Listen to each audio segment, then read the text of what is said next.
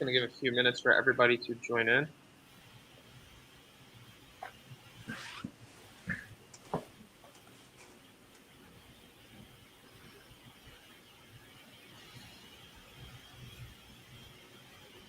We do have a couple of folks that join in through the link, so you might not be able to see them, but we'll just give it a few minutes.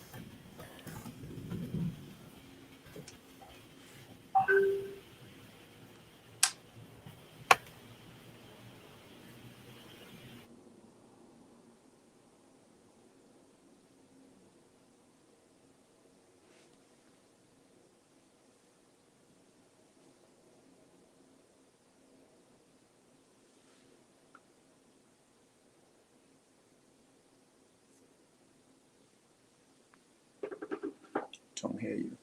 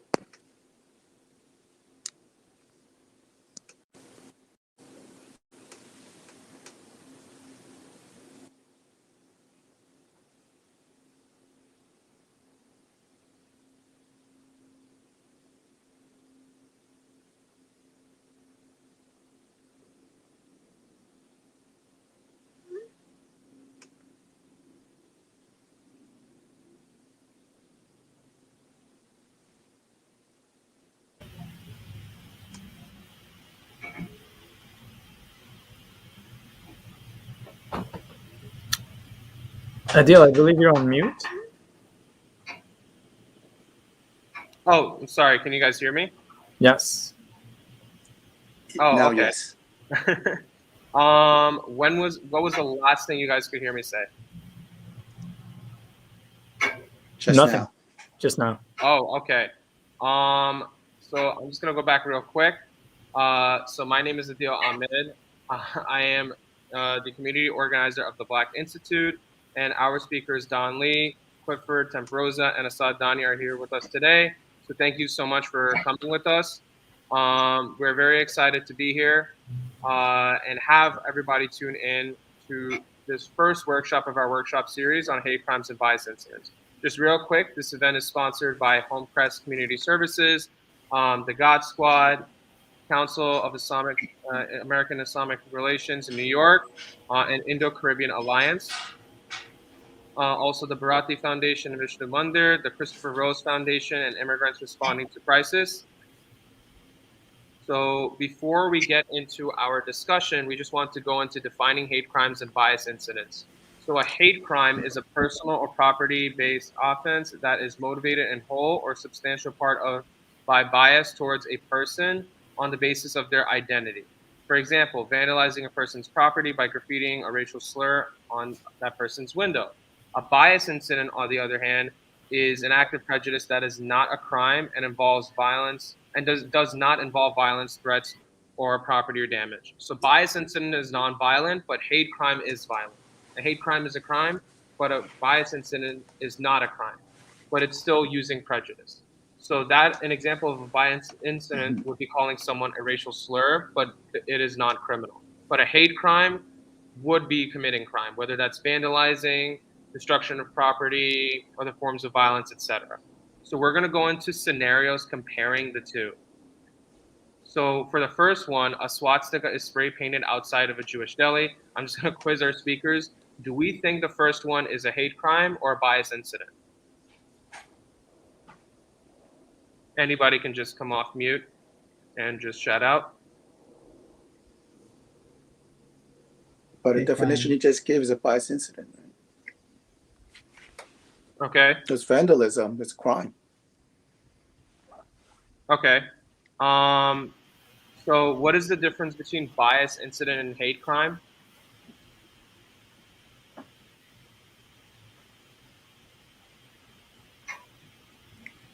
I'm just gonna violence attack versus not violence.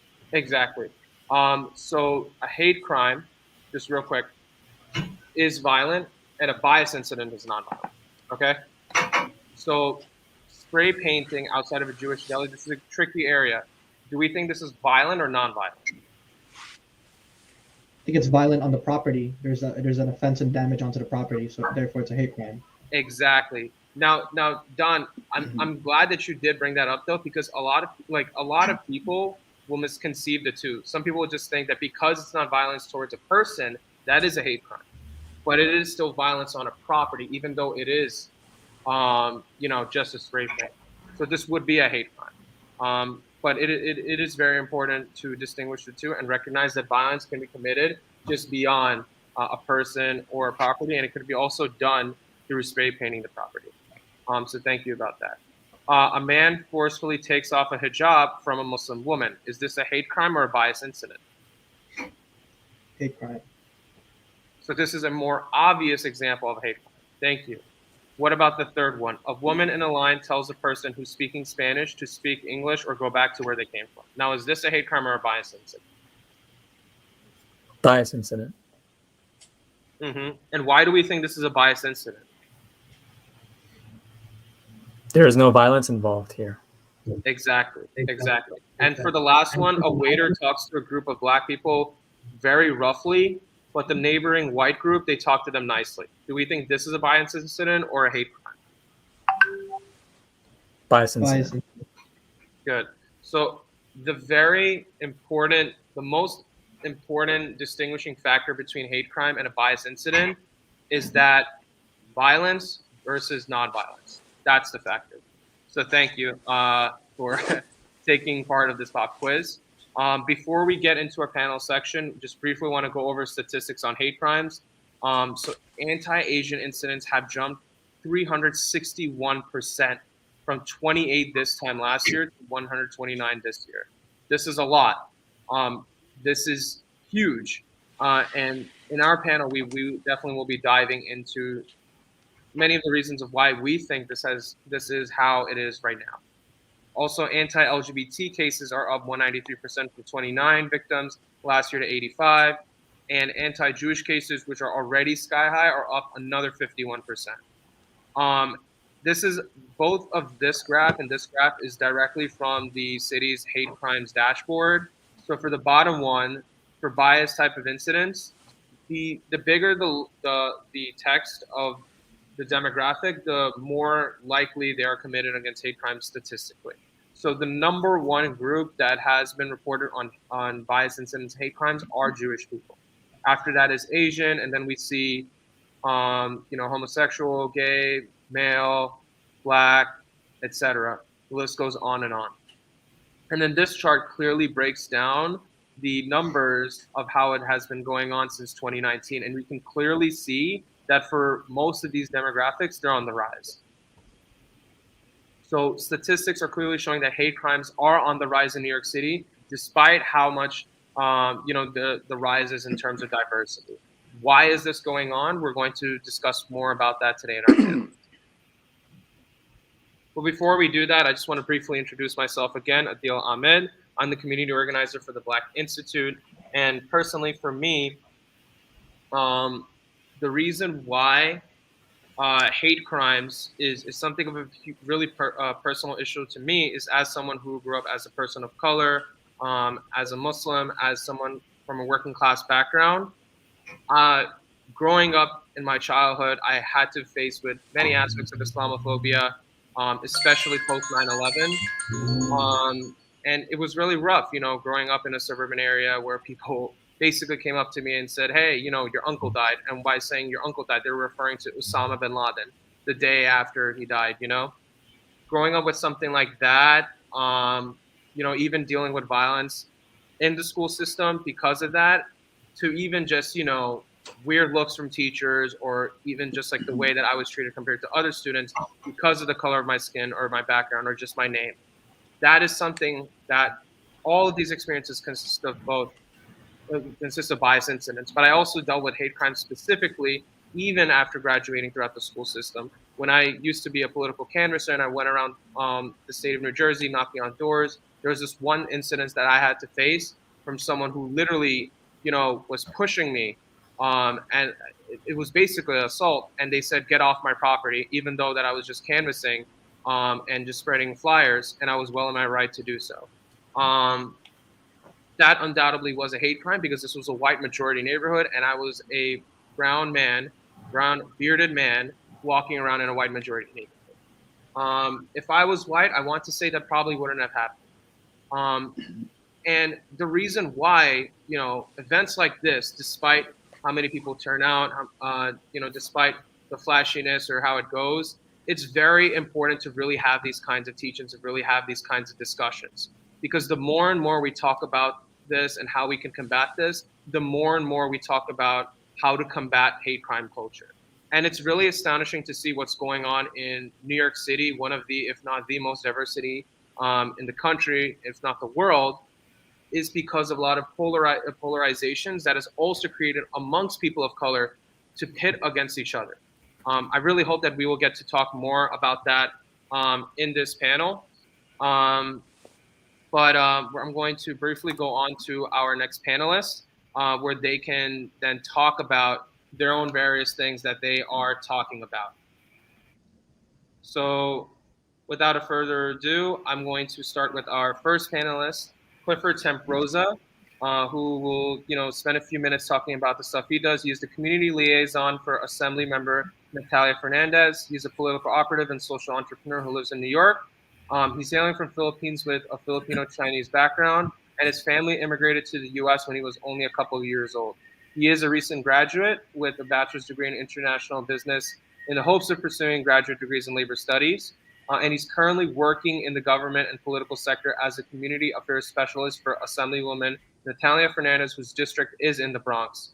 So through allyship, and coalition building, Clifford wishes to bridge the gaps between communities, strengthen multicultural bonds, and play a part in amplifying and advancing the solutions for issues and agendas of every community. He's also currently a member of organizations such as NAACP, National Committee on American Foreign Policy, AAPI Advocates, and National Federation of Filipino American Associations. So without further ado, Clifford Temprosa, the floor is yours. Thank you so much, first and foremost. And do you hear me correct? You do hear me correct? Yep. Okay, yeah. So again, first and foremost, thank you very much for having me on and for the Institute for considering me on this panel. I think the introduction really spoke for itself. I've always wanted to have a career in government, political, and advocacy, especially being an immigrant. But what really drove me into, I guess, this field and really drove me to want to be on this panel was, unfortunately, within the past couple of years, I've actually been, I'd say, a part of 2 hate crimes. Not bias incidents, hate crimes themselves, and it really gave me a platform and a voice to want to talk about the issues more, because it can happen on a day-to-day basis. And specifically, what had happened to me was I was making a right turn in Long Island, a majority white community, and I made that right turn, yielding. I was in my very right of way to do so, and the car, not even the car in front of me, it was the car behind the car on the other side of me, got really upset and actually chased me down the road with his car. And by the time he got out of the car, he had, I had noticed it, because he sped in front of the lady who was right behind me, cut me off with his Ram truck, and I drive a Corolla. And he got out of the car and he started calling me racial slurs. And then he actually tried to open my door and bang my window, kept on calling me racial slurs. He was like, you don't belong here.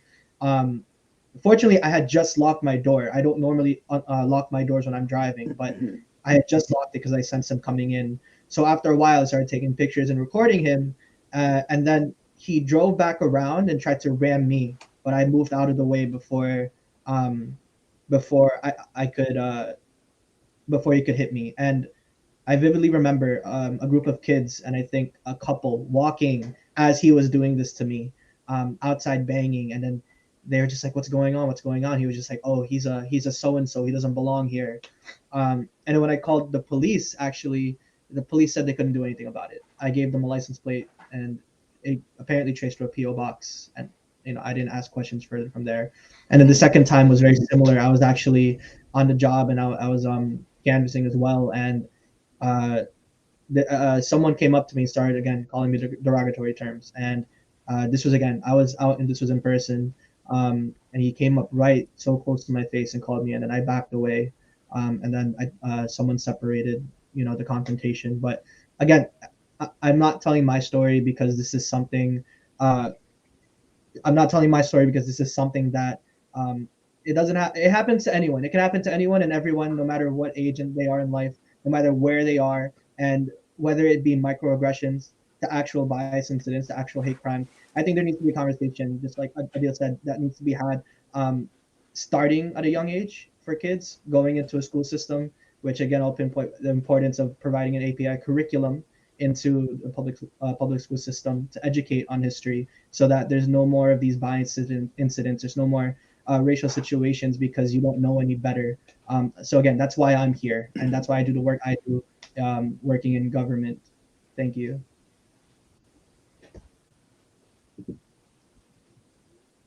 Thank you so much, Clifford. I really appreciate this. We're going to move on to our next panelist. And again, these are brief introductions and each time for each panelist to speak, and then we'll have a broader discussion for all our experiences. But thank you for sharing that, Clifford. It's very meaningful. So next, we're going to have Don Lee. So Don Lee is a Chinatown activist, and he's chairman of Homecrest Community Services. He's done a lot to, work in providing services to the seniors. And, from the past and also recently, there's a lot of hate crimes and bias incidents that Don Lee personally is also facing, and Homecrest Community Services that he will be talking about. But he's a longtime partner with many of us fellow community organizers, and we are very, very good to have you. So yeah, Don, you can go. Thank you so much. Appreciate the opportunity to speak. And hi, everybody. So, get jumping right into it. My great grandfather's generation came to this country. So I hear from my great grandfather's generation, my grandfather and my dad, what they go through, and then we've seen progress along the way. There's always been micro, aggressions that happens. Growing up in Chinatown, my generation is always Bruce Lee. Right now it's Jackie Chan, right? It's Jackie Chan, Kung Fu, that kind of stuff. But it really pains me what's happening now. We started Homecrest Community Services 25 years ago because when our Asian seniors go to the local at Bensonhurst at the Shippshead Bay area, and that's because when our seniors go to the local centers, they were not being hate crimes or bias against, but it's just that misunderstanding or lack of respect for them, right? They were not welcome, right? They got to bring their own game. They were told to be quiet. When they asked about the type of food, people would say to them, why do you eat like an American, right? Instead of as if a Chinese music they're familiar with. So that's why we started. And in fact, our founder is Mr. Luther Mook, an Asian American who lived there, and then a retiree, Mr. Roland Hill, an African American activist. And that's how we started. But most recently with the, even before the city shut down in 2019, we noticed that, there's a lot of microaggression, a lot of hate crime that's been happening throughout the Asian American community. But really hit home hard was when one of our seniors in the Benzer Center was set on fire. And sadly, that is not considered a hate crime by the city of New York at this point. So I think when we read the statistics, we really need to put down, report it versus, what's actually happened. Because, oftentimes even you report it, it does not get recorded. Most recently, I'm a victim of a hate crime, right? So at our center, there was an incident where people were throwing rocks at our center, and I was just having a meeting, and 2 baseball-sized rocks came to the window, right? Good thing that we have plexiglass and we were not hurt. Then I find out that they were throwing rocks at a summer senior center when they were leaving home. And then it happened again a week later. And just last Tuesday, someone walked in and says, hey, I heard that there's free food here while they're playing ping pong. And he says, no, there's no free food here. You start cursing and carrying on, right? So this is what happens, that I've been dealing with. The biggest challenge is, obviously, we got to make sure that our community of seniors feel safe. Imagine, if you will, how tough it is now to get everyone vaccinated, and the fact that they braved a really sub-zero temperature to come out just to be with their friend, and yet they're confronted with this hate, right? The crazy part is, as we speak, NYPD is not considered anything I talk about as a hate crime. In fact, 2 of the incidents that I reported is not even on the books, and we're asking them to come back and please make sure that you record this, right? So, I want to take up a lot of folks' time, but it's not been a pleasant experience. And the most challenging there for me personally is how crazy it is that after 4 generations that things have really gotten worse. Things that I thought would never happen are happening. And as a New Yorker, that makes it even that much more difficult, because professionally, I'm in technology. I got to travel to many different cities. And I have to say, I did not realize how racist New York City is until when you compare that to other areas. So that's that's a sad statement, but a very true statement. I really hope that, again, I started Homecrest Community Services to volunteer. I live in Manhattan, and the only reason why I did that, really, Roland Hill, when he left me a voice message, he says, Don, I'm fighting for your people, and I think you should too. And that has been how I get involved. And it's also been one of the best experiences, because that allowed me to really see the people that we serve, the lives that they are, how strong these guys are.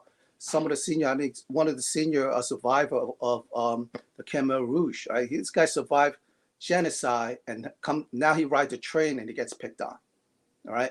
We have seniors who are doctors, but because of the Cultural Revolution, not able to practice medicine, come to this country to work in a garment factory with her grandmother, who's in for 50 years, just to raise the family, and yet, they're being attacked. So this is the kind of just examples what we're dealing with, and I really hope that I think New York City is better than this. We need to do our part, and I hope that collaborating with the Black Institute and others, we'll find a better way. Thank you. Thank you so much, Don, for speaking. And I just cannot believe a lot of the stuff that you said, especially for the person who was set on fire. I hope we can definitely talk more about these kinds of stuff, the disparities, and what can be done in our broader discussion. But for lastly, our last panelist, Asad Dandia. So Asad Dandia is the Community Program Coordinator for CAIR-NY. He was a lead plaintiff in the historic Raza versus City of New York lawsuit, which challenged the New York Police Department for its discriminatory surveillance of Muslim communities. So Asad is definitely someone who understands the systemic aspect of committing hate crimes and suppressing hate crimes. So without further ado, Asad. Hello, everyone. Before I begin, I just wanted to thank Adeel and the Black Institute for putting this event together and for inviting me to join this panel. Thank you so much for that, and thank you for all the good work that you're doing. It's a pleasure to join this panel with Clifford and Don. Thank you both for sharing your stories and your experiences. Don, I'm a resident of Southern Brooklyn. Homecrest is walking distance from me. And so some of the stories that you shared resonated with me very deeply. I was born and raised in Coney Island. And so, it's also currently where I still reside. And, when it comes to city politics, I feel like immigrant and minority communities, particularly in Southern Brooklyn, have been systemically neglected by, our government. And it's a real shame. And I'm glad you mentioned the NYPD and the fact that you reported these incidents to the NYPD and the responses that you received from them, because for the few minutes that I have here on this panel, I wanted to speak about discrimination and hate and so on, but from a different standpoint. So rather than speaking about the interpersonal aspect of it, I wanted to speak to the systemic and structural aspect of hate and how I was personally targeted by it. Roughly a decade ago, I co-founded a charity. I was 18 or 19 years old at the time. And the idea behind it was to raise money for undocumented and underserved families in the New York City area who were not receiving the help that they need. And so my friends and I, we made it our job to basically fundraise for groceries for them and deliver them to these families. You can call it a type of mutual aid before mutual aid became like a vogue term post 2020. And we advertised our work all over social media. People everywhere would reach out wanting to volunteer. And one day, someone from my neighborhood, someone from Queens, a young man from Queens around my age, messages me in March 2012 wanting to volunteer. And I graciously invited him, to my part of town, which is Southern Brooklyn. It was not an atypical request. I used to get these volunteer requests all the time. And so I, graciously invited him to join us and participate with our work. About a month later, someone from my neighborhood sends me a message asking me if I'm going to be present for the evening prayers. For context, I was, part of a very tight-knit Muslim community. And, the mosque is within walking distance from me. And oftentimes we would go to the evening prayers and then socialize after. So I told my friend, yes, I'll be there. My friend from the neighborhood. I told him I'll be there. And he told me he needed to speak to me about something. Now, this friend, we'll call him Abdul. He happened to be a police officer. Now, he's different from the person from Jackson Heights, Queens, who wanted to volunteer with my organization. These are two different individuals, right? So I met with him. I met with Abdul. We're leaving the prayer. We're walking towards his car. He asked me if I had my phone on me. And I tell him yes. He asked me if he can see it for a second. So I give it to him. Again, trusted member of the community. So I give him my phone. He takes his phone. He puts them both in a cloth, throws the cloth into his trunk, and tells me he needs to speak to me without the phones present. So we get into the car, and he starts driving. Now I'm with you all right now, so he didn't kill me at least.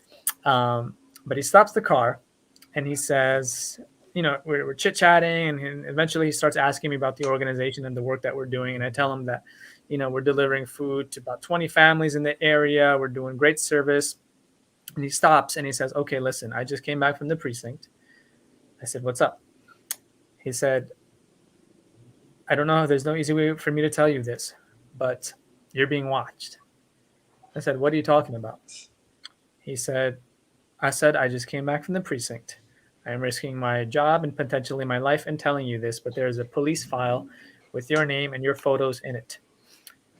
They are tailing you as we speak. I can only do so much to tell you this from the inside, but you're being followed. Please take care of yourself and take care of your family. Um, Now, put yourself in the shoes of an 18-year-old or a 19-year-old who just learned that the world's largest and most powerful police department is following him for delivering groceries to needy families. It's a very difficult situation for me.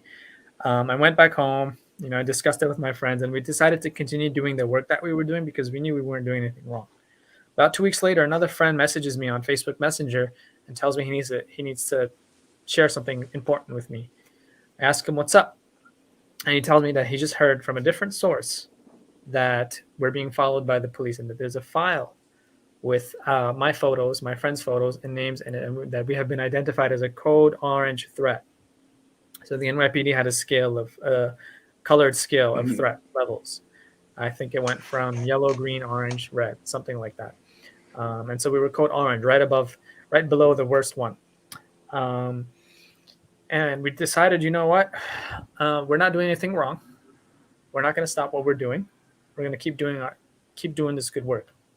And so we kept doing this good work, but we decided that we'll keep an eye out, be conscious about our surroundings and pay closer attention to our volunteer base. Long story short, one day I'm returning from a delivery, a food delivery in Bed-Stuy, coming back to Southern Brooklyn, and I get a message telling me to check Facebook. And so I check Facebook, and lo and behold, I see a confession from the young man who had messaged me from Queens, March of that year, saying that I was an informant sent by the NYPD to investigate terrorism. I'm confessing and coming out to saying that this is what I did. It was about 2-paragraph long confession. The young man, who's also my age, by the way, he had been caught on drug possession charges, and they had told him either you face 15 years in prison or you can spy on the community on our behalf. And so he did what he was, what he had to do, and it, I guess the response from the community was so was so traumatic, I should say, that we really didn't know what to do. The media eventually got a hold of it. The AP put out a report on it, and at some point I was contacted by some attorneys at CUNY CLEAR, Creating Law Enforcement Accountability and Responsibility, to meet with them in their office. And so I met with them in their office and I shared my story with them. And they said that they're working on a lawsuit to challenge police surveillance of Muslim communities. And they'd like me to be a plaintiff on it. And they feel that my story might be compelling. And they said that the ACLU was also on board.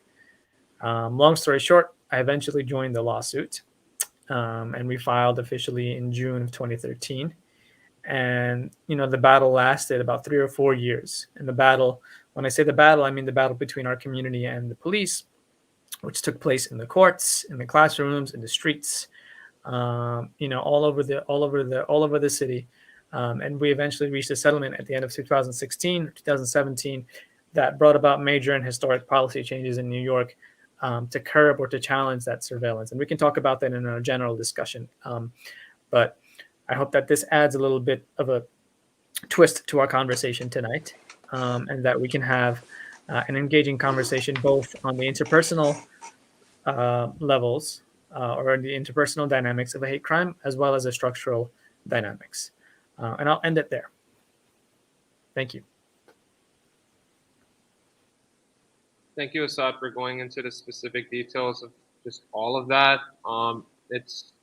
It's crazy to see how, something as big and like apparent as that started with information that was on the down low, with people just coming out and just putting themselves at risk to even reveal something like that. So I definitely appreciate a lot for you to go into the specific details of what went down with that. So now, without a further ado, we're going to have our broader discussion panels where we will have, several questions asked in this broader discussion, and then we're all going to have a discussion on it and just what our 2 cents are. in regards to this. So our first question is, what do each of us think is the biggest issue today regarding hate crimes? Let me start on that one. So for Asians, I think being invisible, right? An example is, and it really pains me when some of the senior my staff said to me, "Hey, there was an incident at the same time. What I described happened 2 weeks ago," and they were saying they watched the news, and on Avenue P, a Jewish kid was spat on, and rightfully, the police department put out a bulletin, and then 2 days later, they made an arrest. Yesterday, there was another incident. No word was spoken, and Hasidic person dressed in the Jewish traditional was shoved, and that was declared a hate crime. And then, make the news. Us, it should. But when my staff and the senior asked me, Don, why is it that we've been dealing with this for 2 weeks and no one said anything? Why is it when our friend, the grandma, 90-year-old who was set on fire, there were no bulletin from the NYPD? So somehow we feel like we're less human. They feel they're less human than the neighbors. And I think that, to me, more than the crime itself, more than anything else, is that betrayal of the system, not seeing them as human, that being invisible. That, to me, is a far more damaging than the physical harm. So just my piece. And I just want to add to it's that I mentioned, I was saying that when your last name's Lee back in my days, you Bruce Lee. I actually went to a martial arts school in Chinatown to learn, because I'm like, you know what? When I ask a question, do you know Kung Fu? My answer is going to be yes. And I find out after 2 years, one of my C-Heng called me up and said, "You won't see me coming up anymore." And I said, "Why?" He says, "I was an undercover police officer there to make sure that there are no real criminal activities or communists that happening in that school. It's okay. You guys are clear." So I know what that betrayal feels like. And when the senior asked me, why are we not getting the same type of coverage that our Jewish community deservingly so getting, I can sense that betrayal from the system. Wow. Yeah, I just want to piggyback off of Don's comments, is that oftentimes the people who are giving us the definitions of these terms can also be perpetrating them. The FBI has reports on hate crime statistics, right? The NYPD has its own reports on hate crime statistics. But if the NYPD is the one that is spying on a community, right, and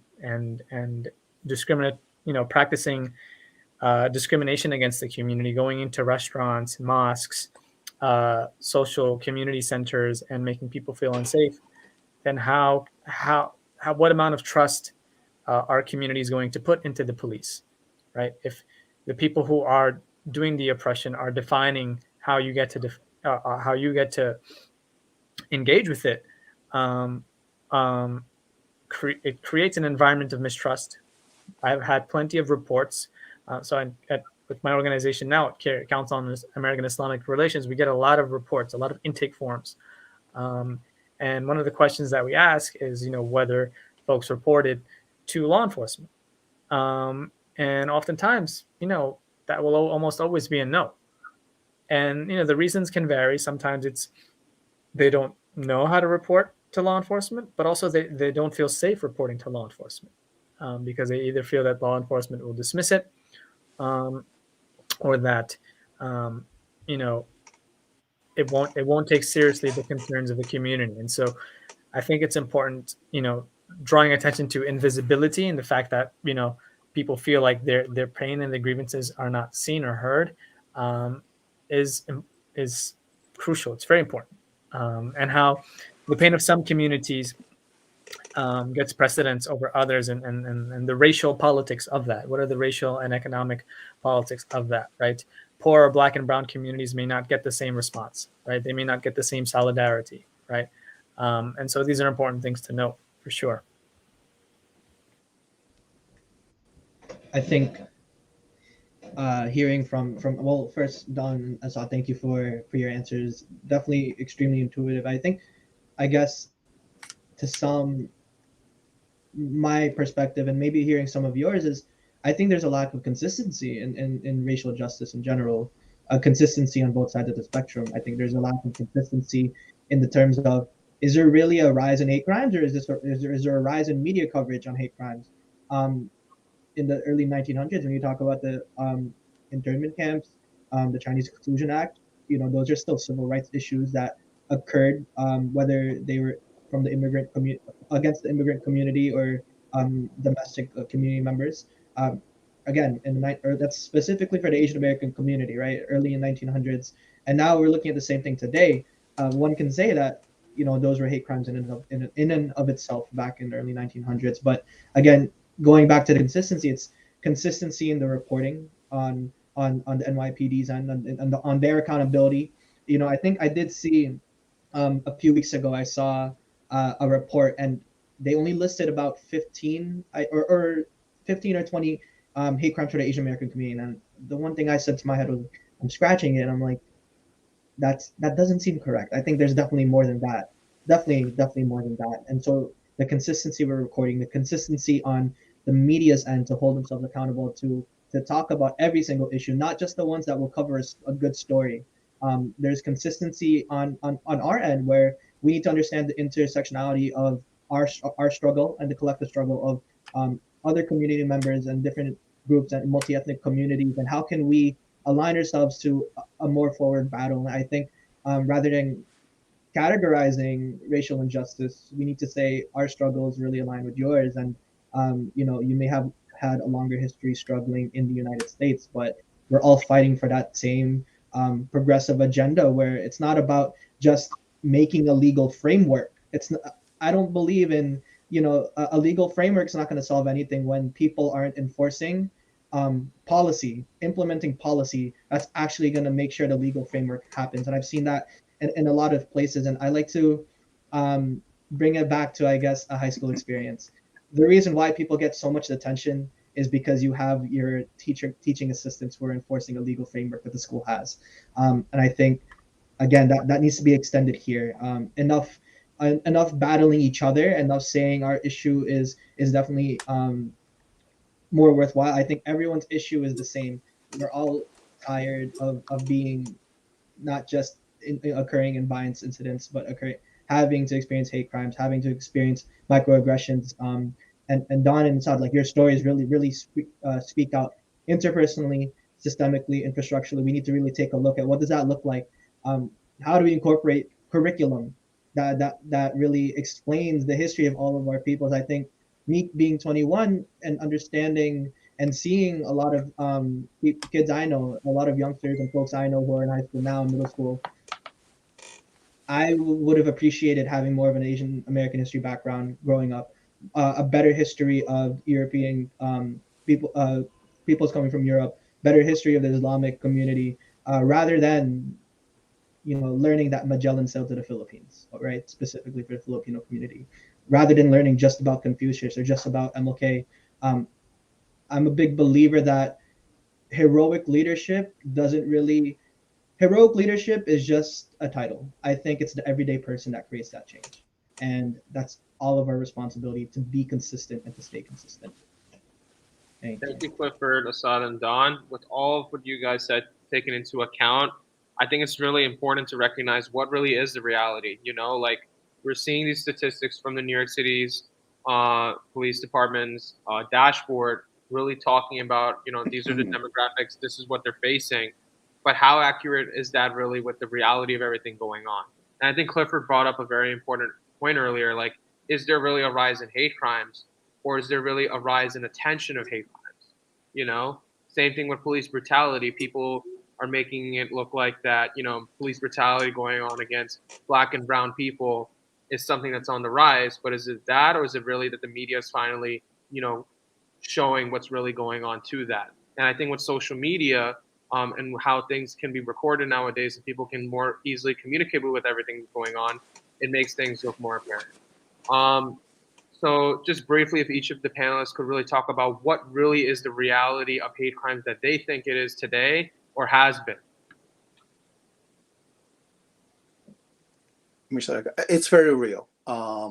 Clearly, I know more people who are victims of hate crime than people who actually contracted COVID. And it's not a joke, right? I know more people who are shoved in the subway. Again, I define it as unprovoked, right?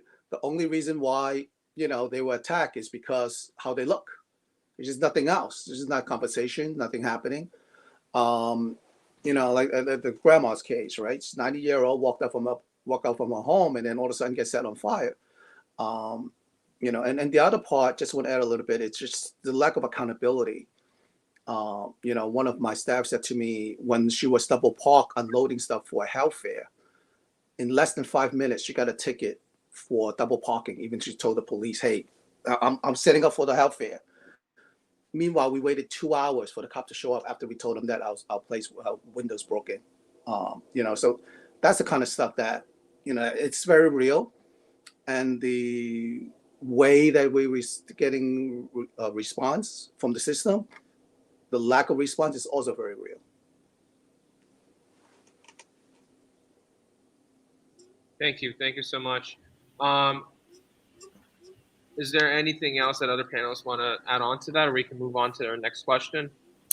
Yeah, very briefly. I think the question as to whether there has been a rise in hate crimes or whether there's been a rise in awareness of hate crimes, the fact of the matter, I think, remains that there are a lot of grievances, and people are under the perception that they are increasing, and the question then becomes, well, how do we address that, right? How do we create models of community safety that make people feel comfortable, going to the supermarket, going to school, going to their day-to-day activities, right? And one of the questions that I've been thinking about, since COVID-19 is ways in which that community members can be there for each other, right?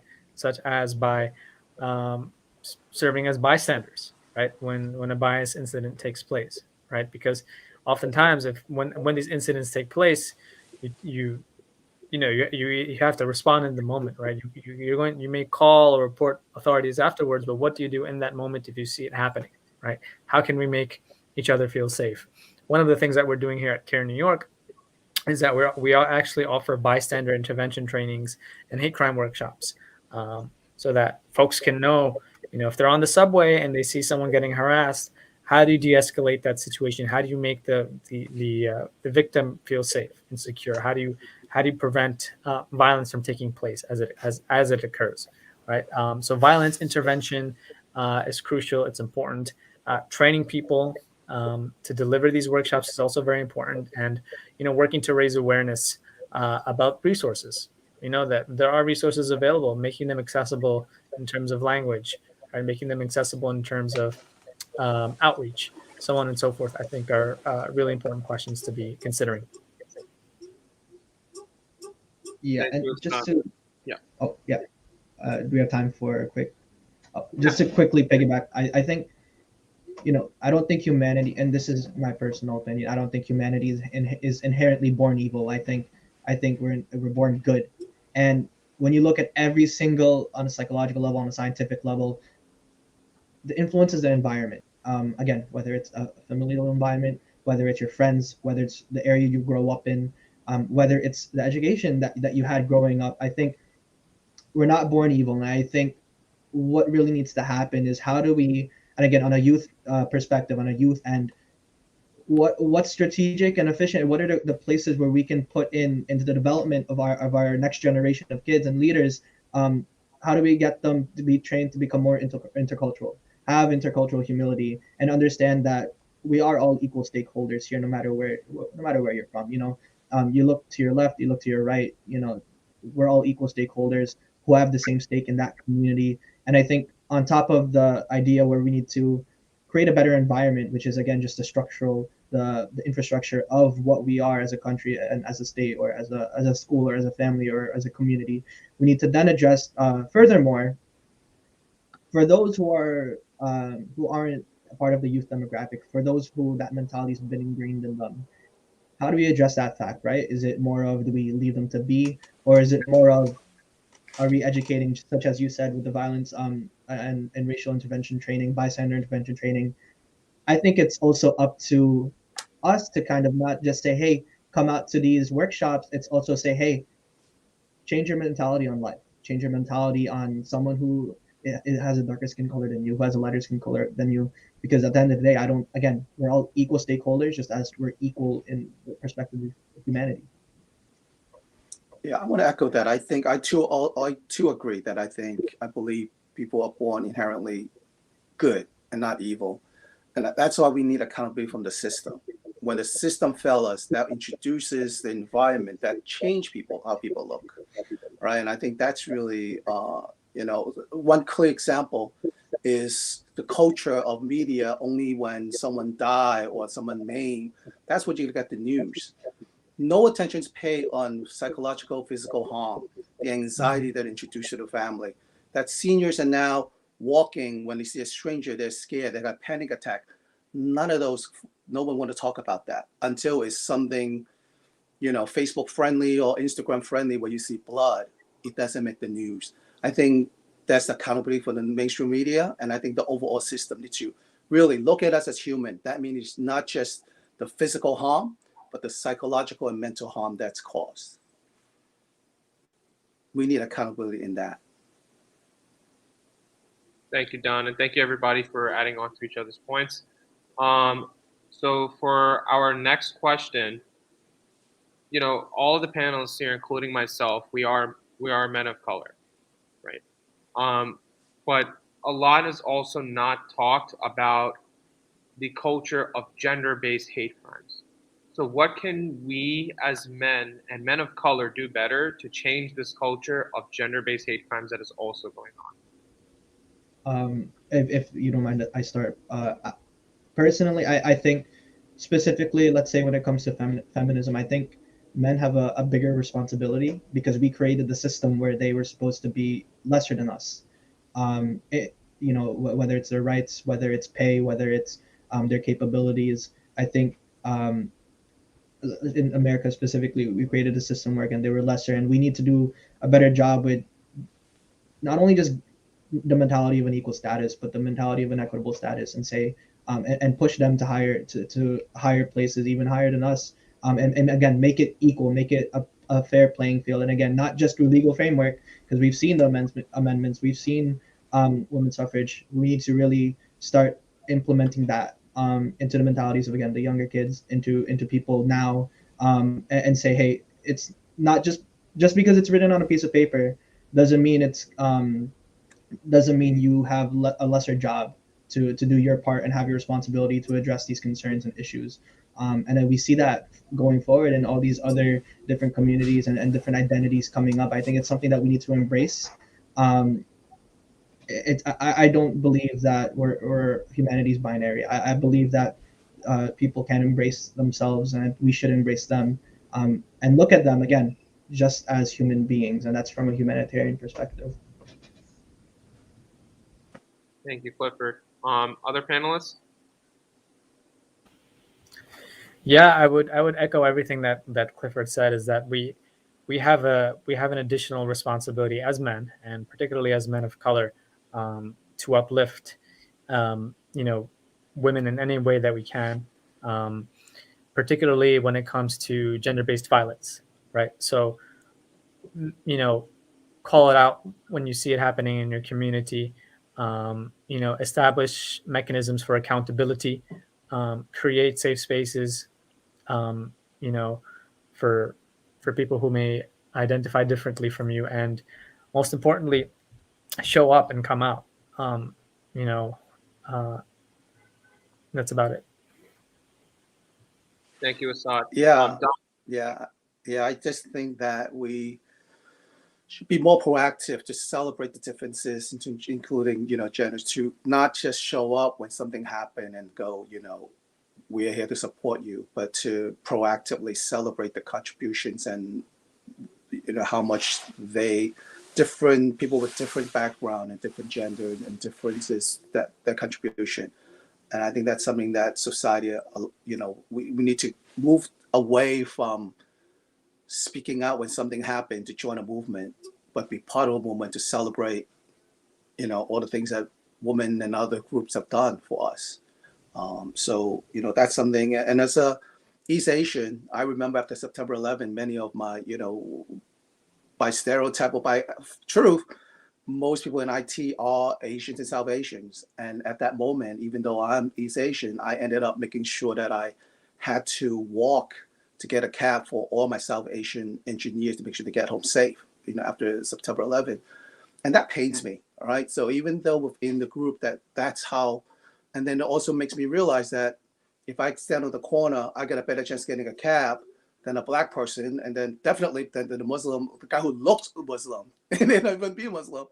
But I think society needs to really wake up and just like, where are we with this? How do we come to the point where just based on how we look, is how we treat it? And so for me, there's a lot of personal experience that really they're painful, but then there's a lot more celebration. That's why I spent 25 years at Homecrest Community, just because we're there to celebrate their life every day.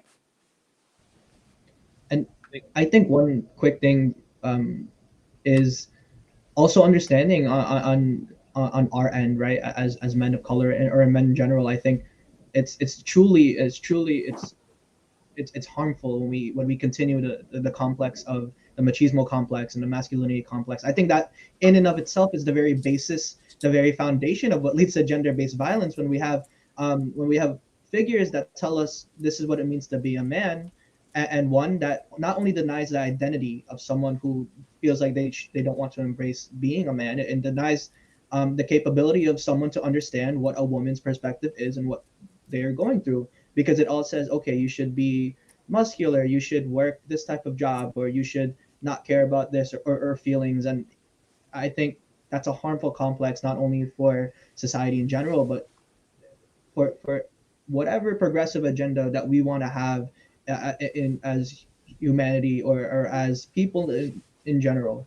We need to get rid of that complex, because that's the very root of what gender-based violence stems from. Well said, Clifford. And I just want to quickly add on to a point that Asad made about just calling stuff out. Right? It's the little things. It could, whether it's the way people perceive or even just talk about women, not in front of women, but like behind the scenes, what is called locker room talk, that kind of stuff, the catcalling. It's just, the goal should be to completely transform the culture, not to just and the way when you transform the culture of all the discriminatory and prejudice stuff going on, that's how you really make sure that hate crimes are stopped in the long run. Just my 2 cents. So we'll have time for about like 1 or 2 questions for Q&A. I know we're kind of running short on time. So at this time, if there's anybody that wants to ask a quick question. I see that someone in the chat, Angela, says, what work is needed to reach a world where hate crimes doesn't exist? So if any of our panelists want to quickly touch on to this.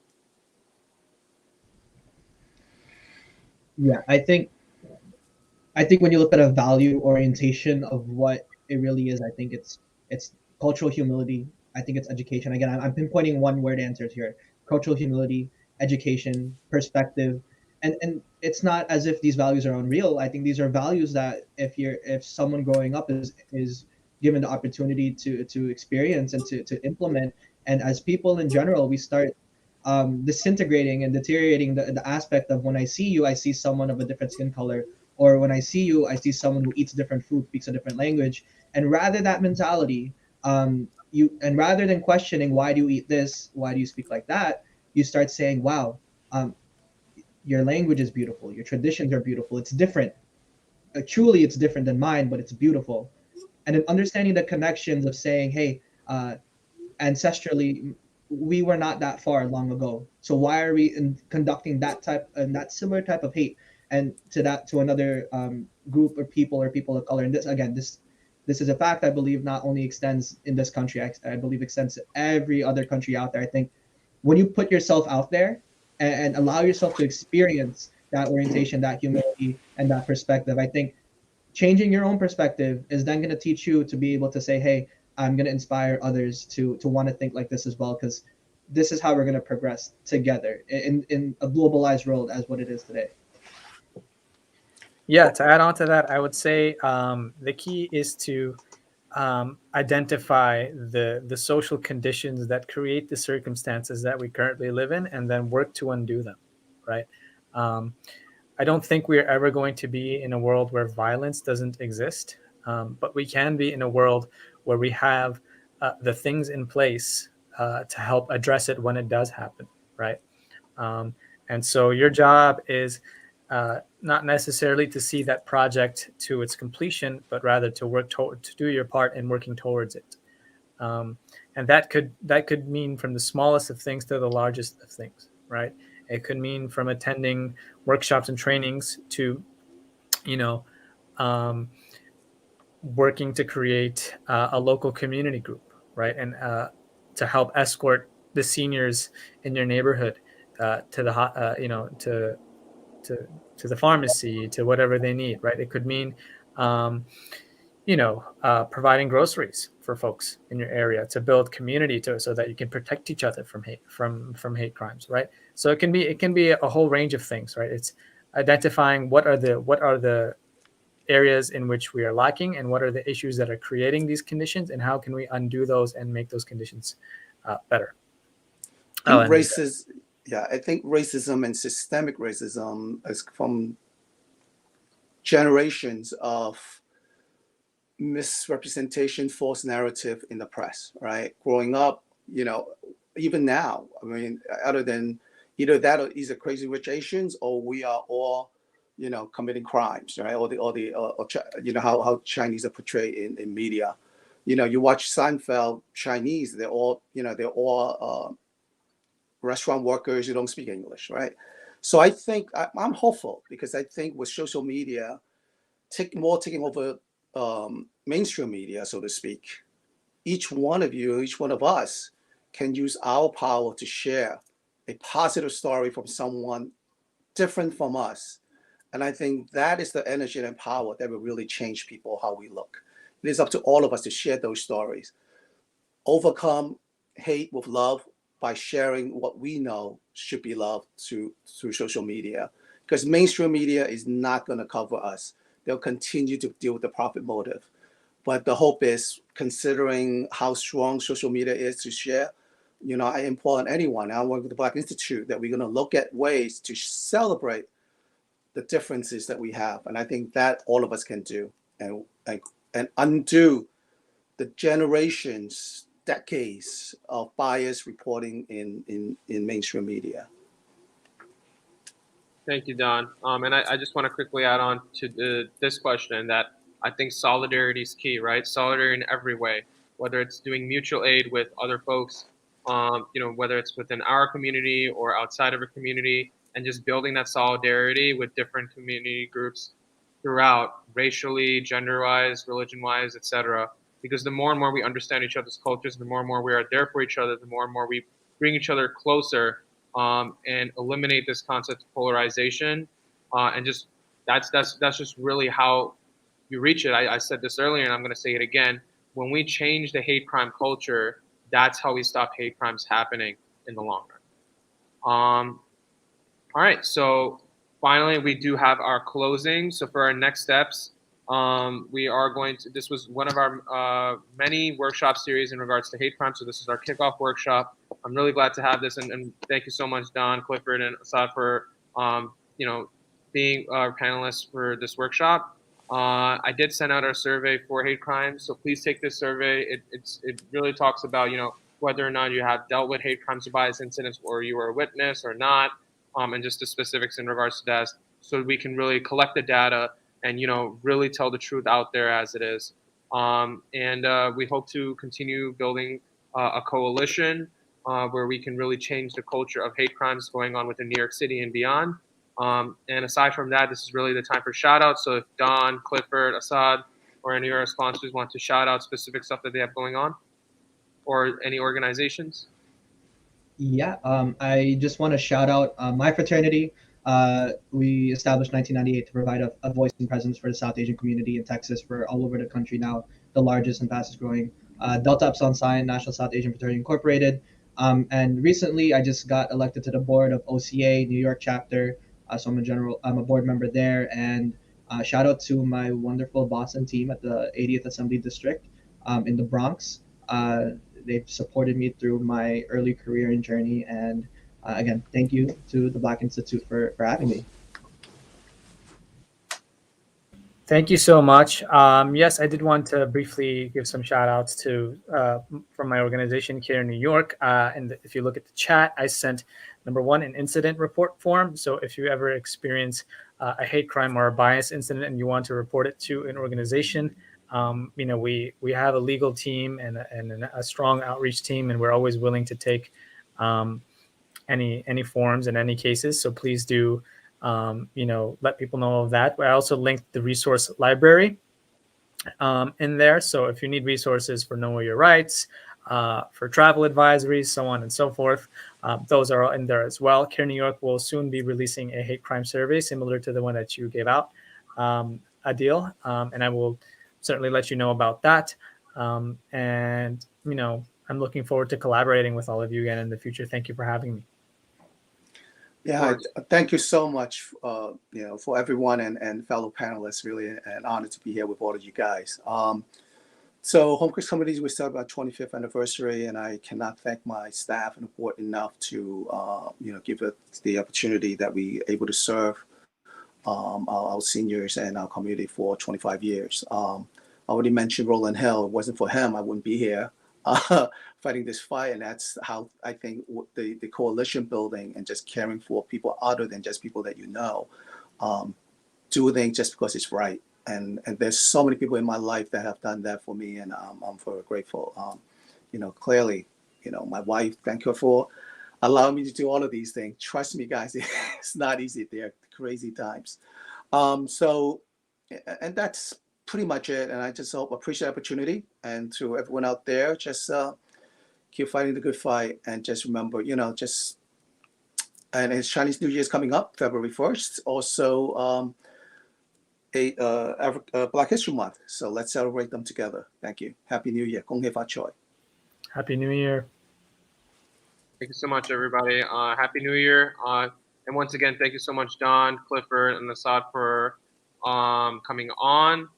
And without further ado, I'm just going to put in the social medias for everybody. So I just want to make sure things were not in the private chat and also in the comments. Please make sure to check out CAIR-NY's resource library and incident report if you want to report incidents as well. And please also check out social media. Clifford did drop his social. I'd make sure to forward it here. And you please make sure to also follow Homecrest Community Services on CAIR-NY to really check with everything that's going on. And as I said earlier, these are our sponsors. Let me just go back to slide 1. So once again, we were sponsored by Homecrest Community Services, the God Squad, CAIR-NY, Indo-Caribbean Alliance, the Bharati Foundation, Vishnu Mandir, the Christopher Rose Foundation, and Immigrants Respond in Crisis. These are all wonderful organizations that are working within their communities also to combat hate crimes. So please make sure to check out these organizations if any of them interest you. So without further ado, thank you so much, and take care, everybody. Take care. Take care. Bye.